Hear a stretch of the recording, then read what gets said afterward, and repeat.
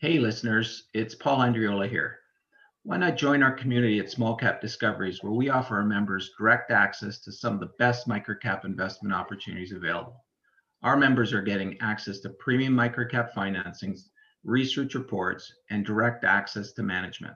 Sign up today at www.smallcapdiscoveries.com. Hi, everyone. Welcome to the Small Cap Discoveries conference call. Today is November 21st, 2024. And today on our call, we have back the team from BeWhere. We've got the CEO, Owen Moore, and the VP of Strategy and Growth, Margot Berry from BeWhere. BeWhere trades on the TSX Venture Exchange under the symbol BEW and on the OTC under BEWFF. The company is currently trading at 80 cents with about 87 million shares outstanding, or about a $70 million market cap. I'd now like to hand it over to Paul Andriola. Thanks a lot, Trevor. Always good to have Owen and Margot here, especially right after a record set of numbers for the business. So thanks for joining us again today, guys. Why don't we just, let's jump right into it. We're going to get into a bit of an update, but obviously there's always a few people that aren't fully aware of what BeWhere is all about. So why don't we just start with, you've got your deck up there. Let's talk a little bit about BeWhere, what you guys do, and then we can jump into some of the updates. Awesome. Okay, I appreciate it, Paul. So we do have a new investor deck that we're going to share with the group, but for some of you, it will be a bit of a repeat. For the new folks, we're looking forward to introducing the company. So why don't we get right into it? We'll skip the forward-looking statement. So, trying to do a better job of portraying the right information to investors. So starting right up with a capital structure chart. And this is updated as of this morning. And some of you probably noticed the share took a little bit of a hit. I woke up yesterday morning before I even had my coffee and got the Bay Street bear hug. But I think it's actually a positive. We learn when we get humbled.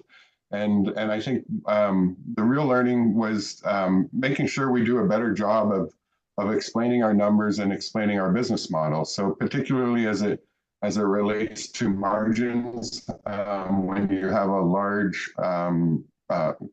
quarter of hardware sales and how it affects the margins. But even more important than that, explaining how those hardware sales convert to recurring revenue. And that's the high margin side of our business. So I hope to get into that. The other feedback that I got is it's a good thing to share valuation multiples with folks. And so these are updated numbers as of this afternoon. Market cap currently comes in at about 69 million. We're sitting on just under 5 million in cash and an enterprise value of about 64.5 million. So on the recent quarter, we did 5 million in revenue. If you'll humor me and let me annualize that number, we're looking at 20 million annualized without any growth, which we obviously expect to grow. So it's just a little over 3 times revenue multiple. EBITDA came in at about 2.65 million 650,000 in the quarter. So annualize that, you're looking at somewhere around 2.5 million in that range, and an earnings multiple of about 25 times currently, projecting no growth. So I just thought I'd kind of share that. Insider ownership. Chris and I own quite a bit of the company. 22% of the company is owned by insiders. So with that, I will carry on. Working cap, that's the other number that we like to point out. Working cap continues to improve. I believe it was up somewhere between 500,000 and 700,000 in the recent quarter and going in the right direction. Okay, so our whole reason for being is to disrupt the asset tracking market. We leverage new wireless technology to be able to produce devices and applications that provide all the features and functionality and reliability of existing solutions on the market, albeit at a lower cost. And I think we've done a good job of being able to show that as the market catches up with us, we double down on R&D to reduce the BOM cost even more. I have a couple slides to share with you on our roadmap as well, including 3 new product SKUs that we'll be launching in the next 3 to 9 months. as well as some features that we're implementing on machine learning and artificial intelligence that we're super excited about.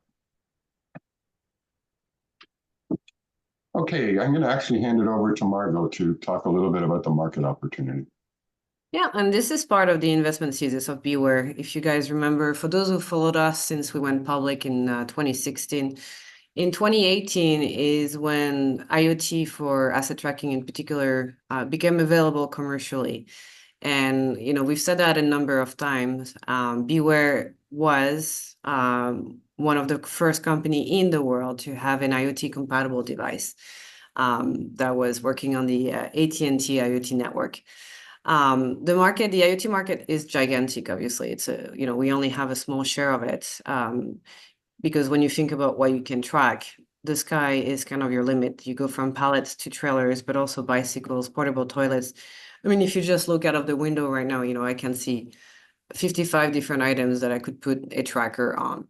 So we're talking about, the IoT market. Within that market, in particular, the asset tracking market is a 55, you have it on the screen, a 55.64 billion market by 2033 from 21.25. So it's a 12.2 CAGR. It's huge growth that we're looking at. And then the sub-markets where we excel, and we've been excelling and taking a lot of customers from other, older technologies or just not as performant as ours, is in particular the trailer and cargo container tracking market. That's alone is a US 7 billion market by 2032. Pallet tracking system is another one that we go after. We've been talking about for years. That's another, look at this number. I don't know if I can say it. 578 million by 2029. So huge numbers, huge growth. In our heads, there's no slowing down on IoT. There's no, just to get to those numbers, it's going to take a very long time. So we're looking at a very healthy industry where, like Owen mentioned, what's important is to stay ahead of the herd by continuing to innovate and by putting out products that are also not too expensive. Owen, is that good for you? Perfect, thank you. You want to take this one as well, Margot? Hang on, I need to see my screen updated. All right, so those are numbers that we like to talk about. Again, so the official start of our IoT business sales was in May 2018. First sales, 20,000 units we feel complete. Since then, over 380,000 devices sold. You can look on the top right of your screen. This is a nice little table that shows you the number of units that we sell. MIoT stands for Mobile Internet of Things. This is what we call the trackers in the technical jargon. So we're looking at, from 23 Q1, 13,500 units, and now we're at 35,000 Q3 of 2024. You see the 9 months at 76, you can make the math on what the potential year is going to end at. That is just we think, a very healthy growth in terms of device sold. We launched our new generation because, again, you can't only have growth if you continue to innovate. Our new generation of devices was launched this year, I believe, so that's our Q4. So the B Mini, top left of your screen, is the smallest asset tracking that we have. That's our B3. That's where we introduced some of the new technology that we've been reproducing on our Q4, the B10, generation 4, the B10 Plus, the BeWire Plus, the BSOL Plus, such as for example, Wi-Fi location services. This is kind of unique on the asset tracking. Obviously, we're starting to see some competition coming with it. But it's a huge differentiator still today into some of the market that we go after. Wi-Fi location allows us to do indoor tracking using Wi-Fi positioning, which is just, the signal. It uses signal strength of your router, fixed routers, to give an approximate location. It's not super accurate to the meter, but it's quite accurate if you're in a building, for example, tracking forklift or pallets. This is very useful for that. So that opens the door to doing indoor/outdoor asset tracking, which is revolutionary, especially for us, because a prior generation of product, the B10, BSOL, and BeWire, did not have that on. We've also added new technology on the new devices to allow us to do tamper-proof. So knowing when a device gets removed from, let's say, a trailer, that's always a big ask from the customers. If it fell or it got removed. BeWired, we always produce new devices thinking about the future. So we've got on that harness, which is where we wire the device to get power or ignition. We also added extra cables for sensors. We're looking at different sensors for the trailer market or cargo market in particular, such as, door sensor, loading sensor, cargo sensors, I think we'd call it. Same thing, we have the tamper-proof and the Wi-Fi on it. We also have a Bluetooth module, if we decide to go with non-wired sensors. And then the BSOL Plus has historically been our best-selling device was the BSOL, the solar power, because it's so easy to install on top of a trailer. It's literally a 5-minute install. It takes longer to find the guy with the ladder to install the solar. So our new product has been designed, and Owen is going to talk about, roadmap in the next slides. But a lot of the product that we put out is based on customer feedback. So in particular, the BSOL Plus has been designed to perform better in cold temperature. A lot of our trailer customers, this is particularly a trailer tracking device, are going to be in Canada and the US, obviously, and in some of the province or states that we deploy, think about Manitoba in the winter, a nice little minus 30 degrees Celsius. When the customer wants to track the trailers and offer a fairly frequent reporting, such as every 5 minutes to know when the trailer is, you need to have a device that's really resistant. So on the new generation, those B10 Plus, the pluses, we've added, a stronger enclosure, a super cap on the battery, for example, of the B10 Plus. And same thing on the BSOL Plus, we tweak the guts of the devices and the enclosure to make them more performant every time we put something out, while controlling the BOM cost, like Owen mentioned, so we remain at costs that are very affordable on the market. I think that's it. Okay, so this is part of our effort to provide a little bit more insight into our business and our margins. So we sell hardware, and then we collect a monthly fee off that hardware. Going forward, we are lighting up some clients where we incorporate the hardware into the monthly fee. But for the most part to date, it's selling hardware and then charging a monthly fee for access to the website to collect, analyze, report on the assets and the inventory in the assets that we're monitoring. The most recent quarter, 65% of the revenue came from hardware. Gross margin on the hardware had a little bit of pressure in the quarter, and it was primarily due to a single large order that we received from a courier company, and margins came in on that large order for the hardware at about 8%. So we did see a little bit of erosion on relative to our typical hardware sales, and once again had to do with partly to do with a single large order that was fulfilled in the recent quarter. But the good news is those hardware revenues turned into recurring revenue. Our recurring revenue accounted for about 1/3 of our total revenue. And if you break down the gross margin on our recurring revenue, there's two main components. There's the MIOT recurring revenue, so that's the 380,000 units that Margot talked about. That's where all our recent sales have been coming from. It comes in at about just under 90% margin, and in the current quarter, it was 90% margin on 910,000 in recurring revenue on the MIOT. The other side of our business, and we've spoken about this to the group before, comes from the armored car business that we do with Brinks, Garda, Loomis. The recurring revenue on the armored car is lower because there's a pass-through component that we provide to a vehicle telematics provider. And then the 18 represents the security applications that we put on top of that telematics provider's platform, and it comes in at a lower revenue. So the revenue on the armored car side of the business came in at 800,000. The revenue on the MIOT business came in at 900,000.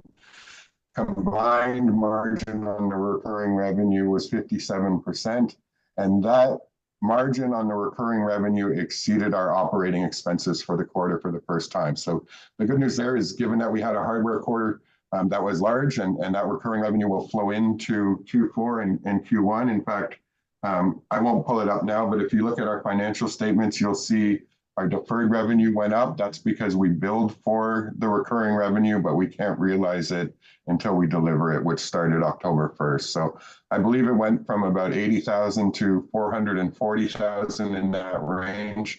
And the majority of that 440,000 will be realized in Q4 and Q1. So that's some of the visibility that we thought probably should have came out both in the press release and in our MD&A disclosure. But going forward, we learned from the experience and we're going to do a better job. Service revenue represents installation revenue. It's not even big enough to, the 30 seconds to talk about it. It represents about 1% of our revenue. This relates to doing installations for some clients. Most of our clients do their own installs.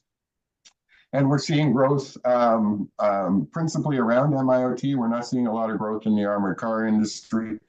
That's to be expected, but large tier 1 clients have started to come into the technology, including Costco, who's not new, but UPS is new over the last year, Geoforce and a number of others. On the roadmap side of things, so as a technology company, you have to continue to invest in R&D. We have 3 new hardware SKUs coming out over the next 3 to 9 months time frame. Excuse me. One of the SKUs is about driving price points down again. So it's not exciting R&D, but it's important R&D because it allows us to maintain that cheapest cost solution in the market that continues to disrupt. So we are expecting a pretty major BOM cost reduction and a form factor that will handle a couple of the existing SKUs. So typical salesman's mantra: if you can hit a lower price point, we'll sell more of them and maintain the margin and grow as a result of the increased sales with it. The other SKU that's coming out, we're excited about. This is pushing the technology envelope and is innovative. It's an integration of low power 5G with satellite communications. And while people in the past have done dual mode systems that use both satellite and cellular, it's been at a price. So the real innovation with 5G and NTN is because the price point of the modules are going to be at a point that's a fraction of the cost that we pay for a satellite module and a cellular module separately. So this one is disruptive. It's probably a 6 to 9 month time frame before it hits the market in earnest. And for us specifically, who have been focused on cellular, and for a number of reasons, our partners are, T-Mobile, AT&T, and Bell. So we don't want to be selling products that they're not on side with. But the difference now is the carriers are on side with a 5G satellite combo solution, and it opens up markets in ocean-going containers, ocean-going vessels, and private boats and others. So we're kind of excited about that one. And that one is innovative and disruptive. Another SKU that we're working on, LTE Cat 1 Biz is the technology. This one actually will be released a lot sooner than the other two, probably looking at it in January. And really it's to help us deploy in markets outside of North America. So LTM is fully covered in North America, and it's a cheaper, better performing solution from both power and price perspective than LTE Cat 1 Biz. But what LTE Cat 1 Biz is it is better than LTE from a power perspective, and it gets you a reliable network that is used all over the world without a concern for roaming arrangements in countries and continents where that's typically been a problem. So it'll allow us to increase penetration in South America, Asia, and Europe. On the software side, this is another area that we're super excited about. Excuse me. We're starting to incorporate both machine learning and artificial intelligence across 3 pillars of our solutions. One is it's more than just a chat bot, but it's to help with support. So the idea is as we continue to scale, and we are scaling quite quickly now, you don't want to have to add people, particularly on the support side, as you double and triple your business. So this uses a chatbot with an AI engine that is proactive in understanding, analyzing customer feedback and giving accurate product documentation that's up to date and using real-time data. So this is around being able to scale without the associated increase in adding support personnel. Another is associated with adding features to the system. This one I'm kind of excited about. Basically, you can get feedback from your users and from the application and what they're doing with the application to be able to automatically develop the code for it, and that speeds up our development cycle. So if you can use AI to actively generate the applications for a specific report for a specific client without tying up your developers and doing that coding from scratch, you can create a lot of efficiencies and deliver applets to clients that are specific to their needs. So that one we're excited about and putting a lot of effort into it.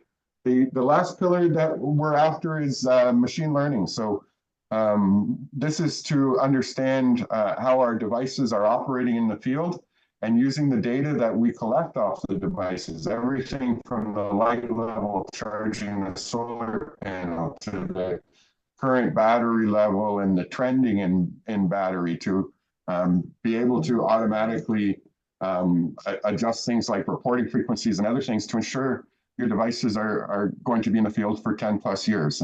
And so 3 separate pillars that we're going after, and implementation starting pretty much immediately for our clients and end users. And a lot of this is based on feedback from our clients and them asking for solutions and us looking for a more efficient way to deliver those solutions.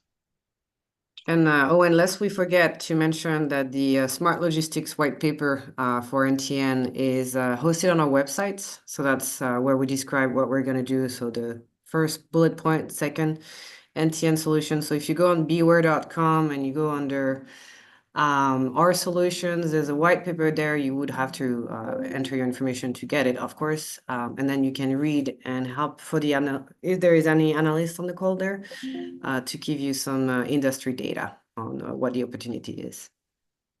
Awesome. Thanks, Mark. No problem.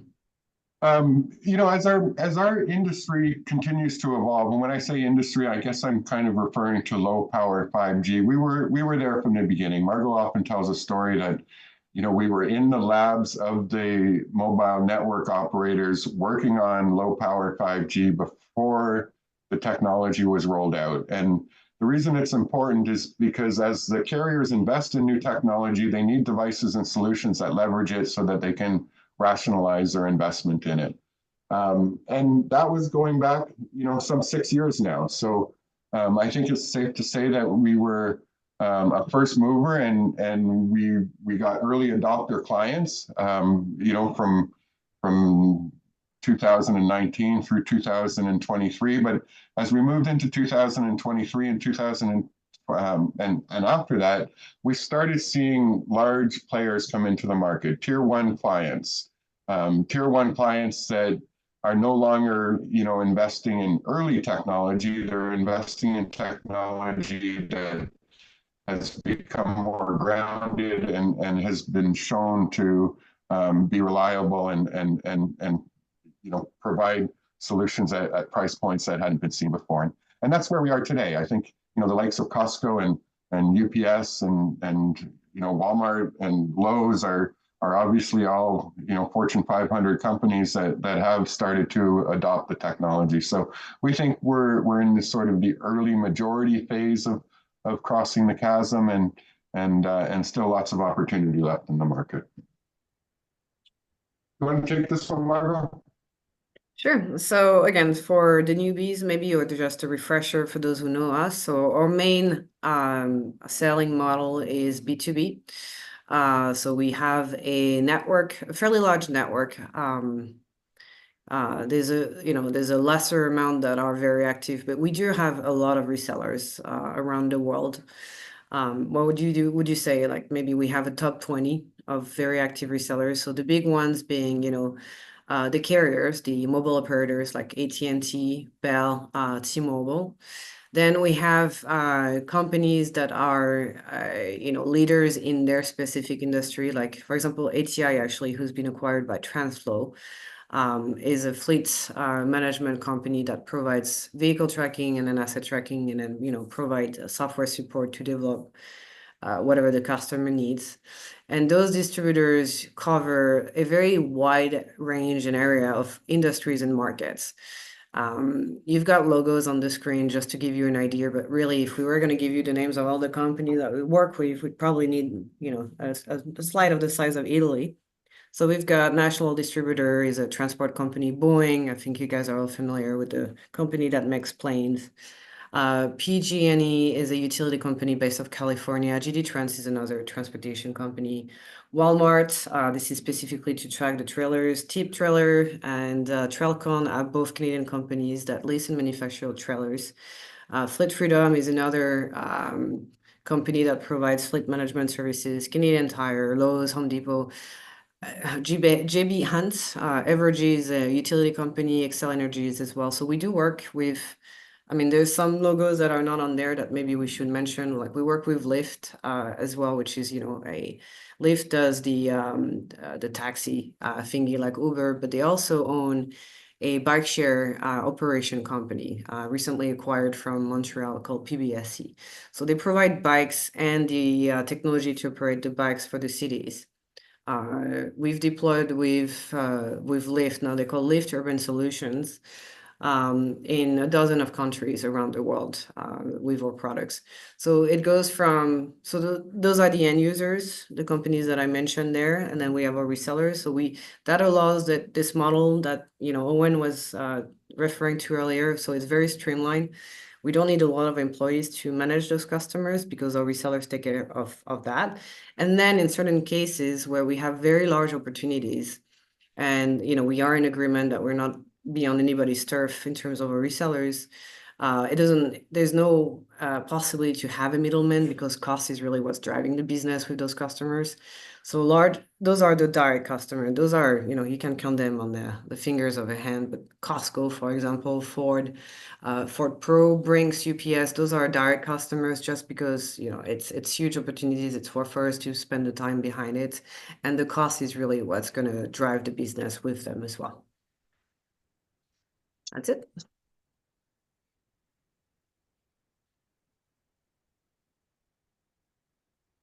Okay, so recurring revenue is obviously something that we track very closely, and that's the higher margin side of our business, as I explained before. All this growth in recurring revenue over the last couple of years has come from our MIoT solution, so that's the even higher side of our recurring revenue component. And recent quarter came in at about 1.72 million, tracking to 2 million in the next quarter, maybe quarter and a half. So good, strong results on the recurring side. Once again, we sell hardware that converts into recurring revenue. Not on day one, usually 30 to 60 days after we sell the hardware. Revenue was a record for us in the quarter, came in just over 5 million, 64% growth year over year. And that was off of a previous quarter, which was also a record up to that point at 4.3 million. And also up on the quarter before that, which was a record prior to the two most recent quarters at 3.5 million. So certainly revenues have been trending in the right direction. And the majority of that is driven by hardware sales, but those hardware sales obviously convert into recurring revenue for us. Adjusted EBITDA came in at 665,000 in the most recent quarter, and net income came in at 333,000. We did take a little bit of hit on the net income number due to Forex. So I think it was about 180 grand hit on Forex that we took in the recent quarter.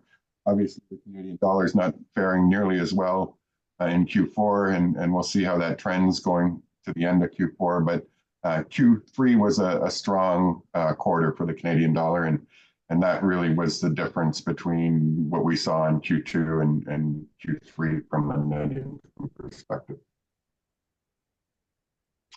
Okay.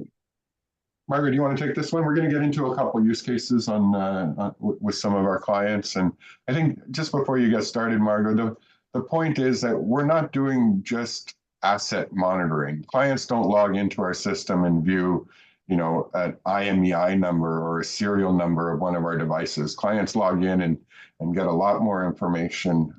So it's really understanding the inventory that's associated with an asset tracker. And the next three sort of case studies that we talked to hopefully illustrate that. Yep, and to emphasize what you say, Owen, when we describe ourselves to the large customers or on sales calls, we talk about us as an engineering company, and that's why we actually compete and win against a lot of competitors. Is because our size makes us, sorry my English, very flexible. And with the talent that we have on the team, like Alban and his group, we're able to turn around and deliver projects very quickly and that are very efficient at a good cost as well. So that is also a big differentiator, I think, for BeWhere. So the cable reel management is a very cool and interesting use case. I believe everybody is familiar with those massive reels of copper cables that are, hauled on flatbeds and you just use in the telecom industry to connect. Those are copper cables usually. If you've read some of the posts from Bell, you will find that copper cable is a huge theft issue. Now, this solution is aimed more at the bottom level of the cable management, so where they're still on the wheel.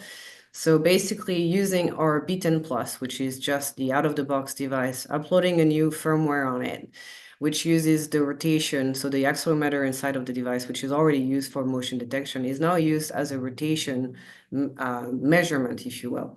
So it's put on the side of the wheel. So first of all, the value number one is it's a tracking system, so it's still there with the GPS and all the good stuff on it.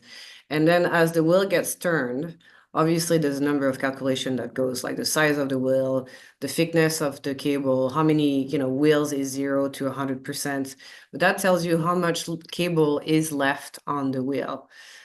Beside making sure you know where your wheel is. And this is an absolutely I would say transcending solution because the cost of it is the cost of a B10 Plus, essentially. So, subs $100 for a hardware and then the usual SaaS recurring on top of it. And I think, Owen, maybe you have the numbers, but prior solutions were in the thousands of dollars. Very difficult to deploy, very expensive for the companies. And this is, I don't have the number of the market opportunity, but the number of cable reels out there is absolutely massive. So this is through one of our partners, but obviously, it doesn't stop there. Once we start marketing the solution, anybody can go and grab it. Awesome. Okay. Yep, just bear with me. Oui, appuyez sur le bouton, monsieur. Can you hear me? I can. Okay, sorry, I got an internet connection here. Okay, so the other case study that we'd like to highlight is a project that we have with UPS. They've deployed over 24,000 units in the last year. Initially, it was with the automotive parts division within UPS. This is a department within UPS that's responsible for storing and distributing automotive parts when they have a breakdown of their large fleet in the field. So they don't use just-in-time delivery from suppliers. They store all their own parts, and this involves an integration to UPS's back-end CRM system that has vendor POs and data associated with it. So, just like we spoke about it, it's more than just monitoring an asset and providing an identifier name of an asset. It's understanding exactly what that asset is, perhaps how many of them are available, and giving personnel at UPS the ability to locate them by doing a free-form search of anything from a transmission on a 2016 Ford Econoline to a windshield wiper on a dry van. And so lots of barriers to entry on this one. First of all, you have to get through an RFP process with UPS, which is no small task. But then you have to be able to get through their IT security requirements, and Alvin, our CTO, did a great job of navigating our way through that. And then finally, you have to do the work, and actually doing the integration work happened a lot quicker than both the RFP phase and the IT security review. But once you get into a client and perform, there's plenty of upside. So we got introduced to the rental fleet division. This is a fleet of vehicles and assets that they bring in during peak season. And that quickly translated to a 20,000 unit order, 7,000 last November, and then another 13,000+ recently. So that's been a great project, and that same concept is also used at Costco. So first, I'll let Margo go through what we've been doing for the last 4 or 5 years for Costco trailers, at Costco owned trailers, and then I'll talk a little bit about a yard management solution where we're now monitoring intermodal containers using our B-Mini. So Margo, why don't you kick us off with the trailer? Actually, Costco make me nostalgic because Owen and I think went first to visit them. When was it, Owen? 2018? Yeah, Tracy, California. Tracy, California. Oh my God. So they're still a customer. That's good news. And that they've grown pretty big. Actually, Chris now is managing the account. He's done an absolutely fabulous job with those guys. But the original opportunity for them was the simple trailer tracking. So stick the solar device, like I mentioned earlier, on top of your trailer. This was originally twofold, to know where the trailer was in the yards, because we're talking about thousands of trailers in the yard, where the driver, who's paid by the hour, has a limited amount of time to get started, needs to find his trailer. I think originally it was like over 60 minutes to locate the trailer, cut down to 15 minutes with having an asset tracking on top of it. And then obviously it's to know where the trailer is on the route. Most of the customer in transportation, they already have a fleet tracker in the truck, in the tractor. They have nothing on the trailers, and there's usually a lot more trailers than there is of tractors. So that's where we came into play, so you could see where the trailer is on the road. Does it leave the yard on time? Does it arrive to the wherever it's supposed to go, whether it's a retailer or another yard, a distribution center, on time? You can do all kind of reports, dormant days, like are my trailers used enough? Are they dormant too much? Do I have enough inventory, not enough inventory? Can I get a management schedule on my trailer to make sure that the tires are good, that it needs to be clean, and so on and so forth. So, and this is all obviously an integrated solution into a CRM, a customer relationship management, I think it is. Acronyms, I hate them. So it's using our APIs. A lot of our work is integrating into somebody else's solution for a single pane of glass, a visual solution, which is what the customer wants. So that was revolutionary. Obviously, I think I saw a question pop up, about customer retention. This is one of the example of a customer that started with something that was very basic, simple. And for us, which displaced either existing solution, or they just didn't have anything that was price effective for them enough to put on the trailers, to something that becomes much bigger, which is the second part, the trailer yard management, which Owen is going to mention right now. And just before we move off that, they have expanded. So I think in the past we've pegged them 6,000 active units. So over the last year or so, while it hasn't been groundbreaking expansion, they've expanded their fleet of trailers, and we're up to 10,000 Costco owned trailers on the solution now. So a little bit of growth just within that existing segment. The other segment that's been fun and is in the early stages of rolling out and being evaluated, but it's looking good, is their intermodal containers. So these containers aren't owned by Costco. These are containers that are owned by third-party logistics providers. And the solution, it uses the B-Mini, and the B-Mini on a bracket with magnets associated with it. So as the intermodal containers come into a yard and go past the gatehouse, the bill of lading for the container is scanned, which provides all the information that's inside the container. The QR code on the Mini is scanned and associated to the bill of lading. So when they need to pick, umbrellas or clothes or whatever the product is that they're storing in these containers, it gives them instant location and takes away, what used to be a paper record for trying to find different products to get out to the distribution center. So early stages, I believe we have 2 distribution centers set up. There's a total of almost 20, I believe, distribution centers for Costco in the US, maybe 18 in that range, and several hundred units per distribution center. So nice little opportunity to grow within a client that we've really enjoyed working with for the last few years. Okay. Our team, I'm going to skip this slide, but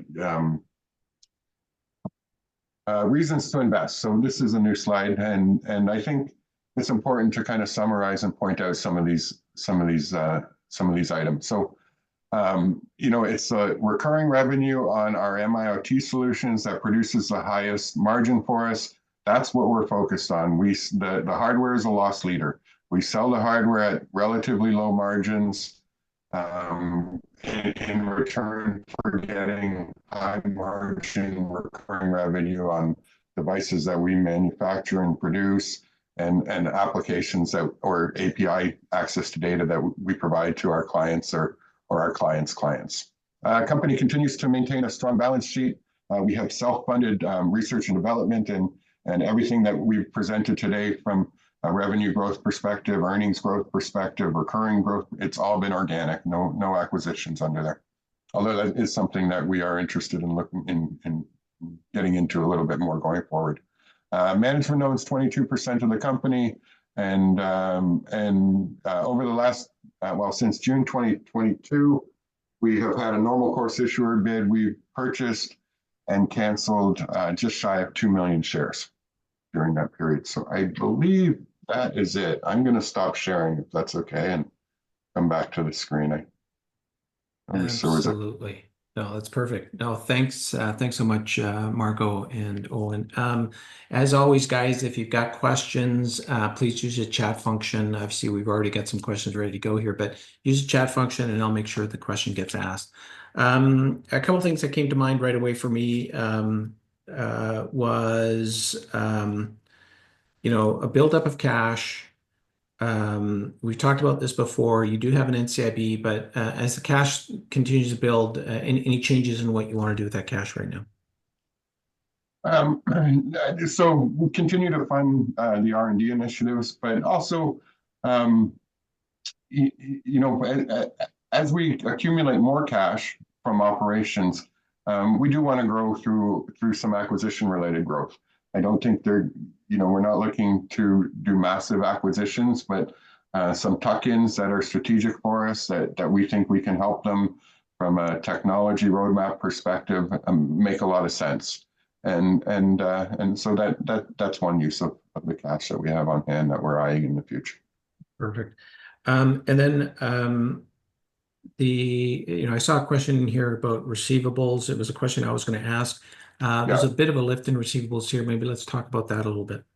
Sure. So that was a lot of those, the large order that I was mentioning went out near the end of the quarter. So it's a tier one company. I think the receivable is pretty safe with UPS and even despite having to invest in that inventory to get out to UPS, we still managed to maintain our cash position from the previous quarter. So, 35,000 units in a quarter, and a good chunk of that went out in September. So that's explaining the large increase in receivables. Mm-hmm. Now, Owen, you tend to have some decent visibility in order flow and revenues down the road. A 64% jump in revenue, mostly through hardware, obviously, but what's a comfortable rate of growth that you think you can accomplish over the next little while? Yeah, and I'm glad you asked that. I think if you're modeling us, and we don't want to get expectations ahead of ourselves, but if you model us at 35% year-over-year growth, that's a double over the next 2 years, and with any luck, we can surprise to the upside on that. Gotcha. And that's coming off of previous growth was, for us hovering 15 to 20%. So certainly this was a stellar quarter, but we're lots of good opportunities ahead of us, and as we saw in this quarter, it just takes one good contract to really drive that. Yeah, perfect. The share price has moved. I mean, mind you, the last couple of days it's moved down a little bit, but your NCIB What's your view on the NCIB? I mean, do you foresee yourself continuing to be active with the NCIB? Any color around how you're thinking about that right now? Yeah, certainly on dips. We were monitoring the share price over the last couple of days and having discussions about redeploying on it, and I think we're going to continue to monitor it. We do think that at this stage, that's probably the most prudent way to return capital to shareholders is through the form of the issuer bid. I think we're too small and too young to really talk about dividends at this stage. So it's something that we talk about regularly, and given opportunities, we will deploy it. I always like to ask question challenges. Any new challenges you're facing right now that you weren't before? Yeah, we got to keep an eye on geopolitical issues in the U.S. I think any technology company that sells into the U.S. that operate outside of the U.S. need to, monitor that closely. I think there's other countries that are a lot worse off than Canada. We're a made in Canada product. Mexico, I think, is people who set up shop to manufacture devices in Mexico, and there have been some in our industry. I think they're in for an awakening because I think you're going to see tariffs go through the roof on Mexico. We have to monitor how it shakes out for Canada. In the past, they targeted some specific industries. They didn't target technology. They targeted the steel industry and a little bit in our dairy industry. So that's something that we have to keep an eye on as a potential headwind. Gotcha. I mean, we put a lot of effort into getting our costs down. It would be terrible to see it go back up through tariffs. Yeah, just for tariffs, exactly. Okay, let's jump on some of the questions that have come in. Sorry, Paul, a quick interruption. I'm so sorry, I have to go. It was a pleasure. Good luck, Owen. He'll do fine. Thank you so much, Margot. Appreciate it. Margot has a doctor's appointment, so she was on the clock today. No, we appreciate the time for sure. Okay, so we've got a question here. It says, does customer concentration concern you? Top two suppose a big chunk of your revenue, I guess. Yeah. On any given quarter, you can have some concentration for sure, but I think overall it's been spread out pretty good. Margot mentioned 20 to 25 distributors that account for the bulk of our revenue, and you just don't know which one's going to be the concentration on any given quarter. So not a huge chunk, not a huge concern around concentration. I think our requirement is to disclose anything above 10%, and we don't typically have the same client come up 10% consecutively quarter over quarter. But we will get that happen, in a given quarter. Yeah, for a given client. Because, and correct me if I'm wrong, you sell some through distributors like an AT&T and Bell and things like that. Is that classified as a customer, or is it their end consumers that are customers? Because our customer is Bell and AT&T and T-Mobile. Yeah. We bill them. We bill them for the device. We bill them for the monthly, and they bill the end user. So because we invoice, which is good because we're not, they're selling to multiples of end users, and we don't deal with the credit risk of the smaller ones. That's their job to deal with that. Yeah, no, exactly. And one thing you've mentioned in a couple of past calls that we've had is how you're kind of able to sort of have a relationship with these distributors where their customers are coming back to them with issues and sort of pain points that they come to you to help solve, right? I think now you're at the stage where you're able to get that feedback and actually develop new products and services based on that wider distribution network you have. Yeah, and some of the roadmap stuff that we spoke about on the software side, that's all coming from that feedback. I mean, one of the reasons we do take on some of the bigger clients directly is so that we don't have somebody in the middle of the relationship. We get that direct feedback. But the distributors that we've been most successful with are the ones that bring us into the client meetings and talk through, what their requirements are, what their pain points are, the issue they're trying to solve with the technology. And then that allows us to, develop hand in hand with both the distributor and the end user. That's super important. The one that's been really good at that, and they're on our list, is ATI. I mean, he's an absolute monster for a not, you know, large company. If you look at the names beside him, and there's been a, you know, a 7-year relationship, a lot of trust built over that time, and we work well together and go into the end users as a team. Excellent, excellent. Okay, so Paulo asks about churn. Is there any churn, and maybe give us a sense of how sticky the recurring revenue is? Yeah, you know, early on we had some churn associated with you know, the initial launch of the products, and I think that's normal for any company that's you know, breaking new technology ground.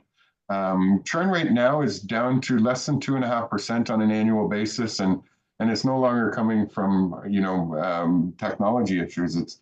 It's coming from, you know, a client goes bankrupt, or an end user goes bankrupt, or, you know, an end user gets acquired and they make a strategic decision to cut costs somewhere. So the churn is really manageable at you know, for the last number of years, and it doesn't pose a problem to us. It's actually really important because you know, as we move out to providing a lease sort of finance model on the devices, you need to not just provide, you know, a 3 or a 5-year term to a client, you're providing a warranty over that period as well. And so the technology is to a point where we're super comfortable with it. We're on version 4, and it's well accepted and very reliable. So that's been the important improvements as we've evolved the product. Very good. Okay, so Nolan asks here, you showed a slide of recurring revenue. He says, I think 34% in the quarter. Was this all MIoT? Yeah. Trying to get a handle on how much of the MIoT portion of recurring revenue has and will grow in the future. Yeah, so you can pretty much, any revenue growth on recurring that we're going to show going forward is from MIoT. The armored car business is pretty much saturated. I think we do about 60% of the armored car vehicles in North America. Competitors, you know, break up the other 40%, and no real growth opportunities in armored car. Gotcha. All on the MIoT side. Gotcha. Okay, quick question. Do you sell outside of North America? I know the answer to that. We do. You know, Margot, she didn't give herself enough credit, but about 6 months ago, she landed a contract with Lyft, working arm in arm with Lyft and the end user, kind of to that point about collaborating with our distributors. But a big Lyft contract for bike share in the city of London, and potential to grow it. So I think they're up to about 4,000 units deployed there in that range, and some potential upside. That's just one example. We do have distributors that are focusing on South America, where we've deployed LTE-M, and that's been working fine in certain countries, but the initiative to roll out the LTE Cat 1 Biz, and I'm sorry for all the jargon and acronyms, but that's a technology that allows us to easily roll out any country in South America, Asia, and Europe as well. So we're expecting to do more, but we've had some success over the years outside. Like, you know, probably 90% of our business is in the US, so that's been our primary market, but we are looking to do more outside of the US.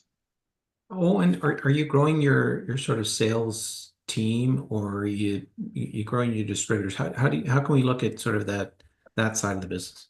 We're up to 18 staff members now, Paul. The recent addition was on finance, so we aren't expecting to have any increases in operating expense, and you know, some of those initiatives around software development are really to make sure that we can manage a larger client base without adding staff. So we're based on the last quarter, we're over $1 million ahead in revenue per employee, and you know, at one point I thought we might have been pushing things a little too much and should have a few more people. But listen, if you can get technology to take care of those issues, that's a huge savings for us. So no. We're just trying to do more with the team that we have. That's great. Okay, so Russell asked, what type of feedback have you received so far from the Costco yard management placements? Yeah, it's been good. We had to do a little bit of work to make the GPS even more accurate. It wasn't a showstopper even at the accuracy that we were providing, but we did, this is going to get a little technical, so forgive me, but we did incorporate downloading the almanac over the wireless network. The almanac is the pattern that satellites are traveling throughout the sky, GPS satellites, location satellites, and if you can download the almanac over a wireless network, then it makes getting a GPS fix quicker and more accurate. So that was the one item that we worked through with them. Like I said, it wasn't a showstopper, but they asked if we could do some improvements to it, and we did that. And we're expecting more from it. It's a cool project. Anytime you're starting to associate inventory information with the asset tracker, the value proposition for the client goes through the roof, and they get better value out of the data and more efficiencies in using that information. Listen, no problem geeking out on the technology. We've got a lot of smart guys here. Oh, I know that. I know that. I've met a number of them. They actually surprised me at the conference, Paul. Oh, right on. Yeah. Awesome. Okay, so Paula asked, let's see, would they, where am I going here? Would they be open to being acquired? I guess, would you guys be open to being acquired by a larger player, or do you want to wait until you're larger? Listen, we're not focused on it. Our focus is on growing the business, and you know, we got a few more years left in us. We don't think we're over the hill yet. If something comes along and it's a good deal for shareholders, then we'll bring it to the shareholders and to the board. It really isn't a focus right now. I sold my last company too early, Paul. I probably should have, you know, stuck it out an extra 4 or 5 years and could have made more money for everybody, and I didn't. So I think we're getting into a growth phase in asset tracking right now that we want to make sure, you know, the shareholders get the benefit of it. Yeah, right on. Okay, with all the hardware products you have out in the market, have you had any issues with defective devices? Yeah, not recently. Early on when and it wasn't all our fault, by the way. You know, when you're leveraging new technology that's brand new, and interesting, our biggest issue, hope I don't get in trouble for saying this, but our biggest issue was actually an issue that Qualcomm had at the silicon level in our module. And they basically had a time bomb in there. And it didn't just affect us, right? Lots of people use Qualcomm silicon. They sell it to a lot of module providers. And we jumped on it quickly. We don't work that closely with Verizon, but when there's an issue in the industry, everybody seems to come together and comes up with a fix for it. So that was one thing we dealt with early on. And this is going back 6+ years ago now. So everything that we put out since version 2 and 3 have been solid. The other things that we saw early on was enclosure issues, water ingress on some of the devices, and that's really just a matter of putting in proper standard operating procedures with your suppliers and you know, buttoning things down. And it's a process that you work through, but we're not new at this game anymore. I guess we're one of the dinosaurs for low power 5G, and we benefit a little bit relative to, you know, the bigger companies that are trying to get into the, you know, this type of technology now. We've been through the iterations, and we've seen a lot of the stuff that can happen out there. Yeah, gotcha. A question here: any insight into the new satellite SKUs that you presented in Vegas? How is it taken? Have you seen any follow-up discussions on that? Well, there's lots of follow-up discussions, and there's lots of, well, I shouldn't say lots, but a good 4 or 5 new distribution partners opportunities that can leverage that. You know, we're realistically, we're looking at about 6 to 9 months before that has matured enough to commercialize it in the market. But we have boards on the bench, you know, working. We have enclosures ready to put them in, you know, once everything's buttoned down. But there's a lot of components that need to come together to deliver that. And we're not responsible for all of them, right? We have the module provider, we have the satellite providers. You know, even Qualcomm has a piece in that, and everything has to come together before you can commercialize on it. But we're excited about it. We are going to be first. Our carrier partners are excited about it. That's really encouraging, because like I said, in the past, they didn't want to have anything to do with satellite. It was competitive. Now it's mutual. Mhm. We got a follow-up question on, I guess, something we said earlier. It said, if adding a new salesperson or engineer to help Albin really increase the return on investment, would you consider it? Yeah, investment in R&D is something that I never shy away from. Whether it's buying tools to help them do their job, whether it's bringing on contractors for specific projects, we tend to do that more so than add a full-time employee. But no, that's R&D is one of the areas where we're not slow to approve initiatives. Gotcha. A question on the leasing model that we've talked about in the past. Any news on that? How's it going? We're rolling it out. AT&T has started. Before Q4 started, they actually started deploying some units under a finance model. We have a new distributor that we're bringing on that we're excited about, that we think can do good business with us. He mandated it. His previous supplier was providing it, and so market forces made us do it, but it wasn't as if we hadn't already rationalized it internally. And then we have some of our existing partners that we're going to bring it to. We're not doing it across the board. It will consume a lot of capital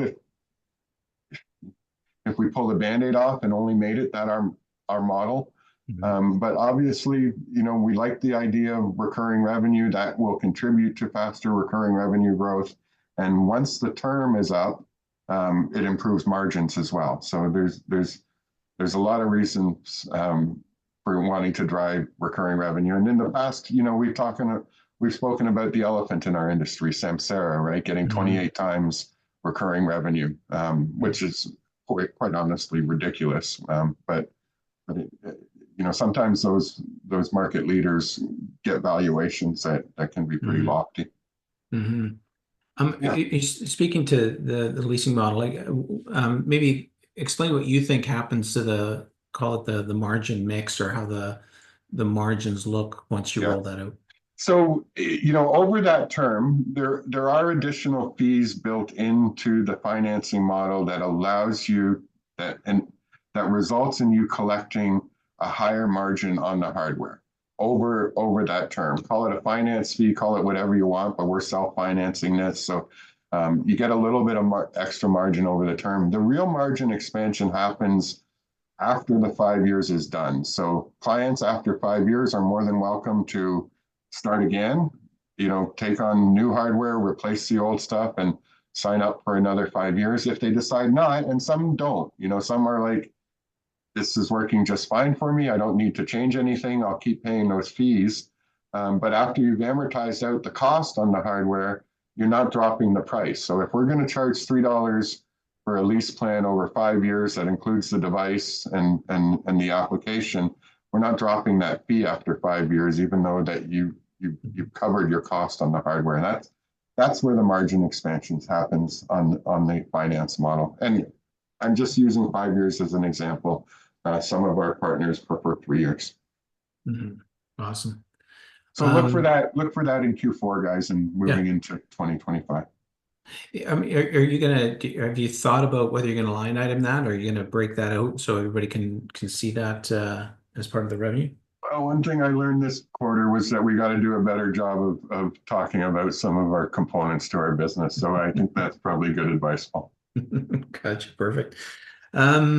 Sort of speaking of the last couple of days here, share price has been pretty volatile. Any thoughts on what's happened here share price wise, and probably more importantly, has there been any change in interest? Phone calls. What kind of phone calls are you getting right now? Lots of phone calls, that's for sure. But listen, it's all good. Listen, every once in a while, and this might not sound proper, but every once in a while, it's good to be humbled by the markets. And the reason is because your learning curve is quicker on a humbling experience than when things are frosty and all going and up and away. So One of the things that I think we got into a habit of doing is we were communicating to existing investors, and existing investors know us. They know our model. They understand our business thoroughly, and as the share price has gone up, we ignored that some of those new investors don't have that experience with us. And so that's what's my comment right out of the gate, is that we need to do a better job of disclosing anomalies in our financial statements. So when we have a margin depreciation as drastic as it was, and there was very good reason, it's all accounted for in our business model, we need to do a better job of putting that in our press release and doing more information in our MD&A to account for it and to explain it. And this quarter, it was high hardware sales and margin erosion as a result. Next quarter, it might be something completely different. And we just need to be a little bit more proactive in identifying those and ensuring we get the right information out, in the various formats that we provide information. Perfect. Ever consider maybe doing earnings calls? Do you think you're at a point That's another one that we got a ton of feedback on. I think this is the last quarter where we're not going to. Okay, awesome. Yeah.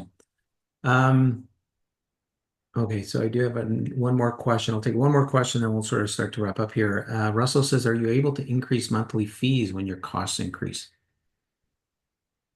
Sometimes.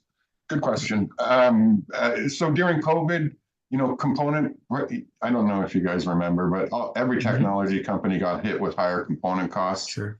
Those types of events, end users and clients understand, and they expect it because they get it from everybody. So it's not just a one time.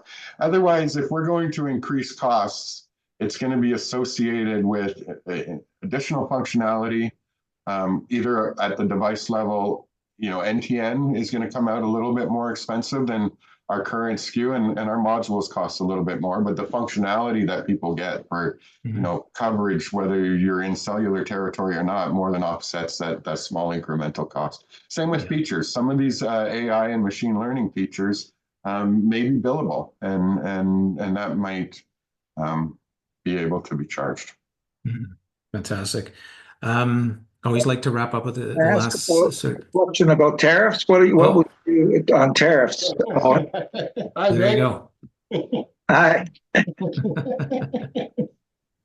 Yeah, so you might have missed it.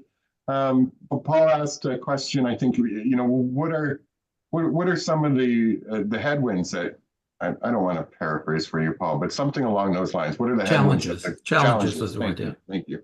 That the company can come up, and that was one that I mentioned, Vic. We have to be aware of how tariffs with the new administration in the U.S. can affect us. Now, if past behavior is any predictor of future behavior, there wasn't much issue for us. We're a made in Canada product. We export to the U.S. We're not exporting steel, and we're not exporting dairy products. Those were if you recall, the two industries that got hit. And then, Canada retaliated on something like maple syrup and bourbon or something like that. So we do need to be aware of it. Worst case scenario is that, he does tariff electronics and depending on what that is, his whole idea behind increasing tariffs is to move manufacturing to the U.S. So that's something that we need to be aware of. Perfect. Is that helpful, Vic? That's helpful. Thank you. Okay, There you go. Appreciate it, Vic. So as we look forward, Owen, what do you think are the most important catalysts or metrics we need to really focus on? Yeah, so we had a good win with UPS. I think we need to keep hitting some good wins and surprising the market with those. But we saw, really quickly how they can affect a quarterly result. And they, from a positive, the team are able to produce and deliver at much larger quantities than we've been doing in the past. And I think that bodes well for continue to drive things. Recurring revenue, guys, it's all about recurring revenue. We don't make much money on the hardware, and we're not going to make much money on the hardware. It's all about trying to drive those application fees. Awesome. And then last question is always, what did we miss, or what do you want to make sure everybody walks away with today? Oh boy. Keep giving me the feedback because I don't learn unless that comes to us, and I can't relay those things to the team. So that's my comment. If you tell us areas that you don't think we're doing a good enough job on, then that's something that's tangible that we can fix. So keep it coming. Well, listen, I mean, if you keep putting out those kind of results, I think sooner or later, everything else almost doesn't matter. The market gets to appreciate the fundamentals and what you've done here. We've had a couple people that have wanted me to congratulate you on the success so far. I agree with them. I think you're fundamentally you're doing everything right. The capital markets can do what they want to do over time, and people get emotional and all that sort of stuff. So I think you're doing a spectacular job, not just running the business, but in how you're communicating with investors at this stage. And I think it gets better over time. So I'm just finishing the room. Vic, you got to learn to mute yourself here. Good old Vic. No, so listen, Owen. No, Owen.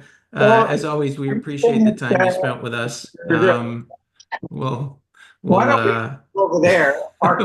we'll just let Vic finish his phone call here. Yeah. Paul, as usual, thank you for everything. And Trevor, you guys are awesome to us. You're the best team in the industry. Thank you. You got it. We've been speaking with CEO Owen Moore of BeWhere.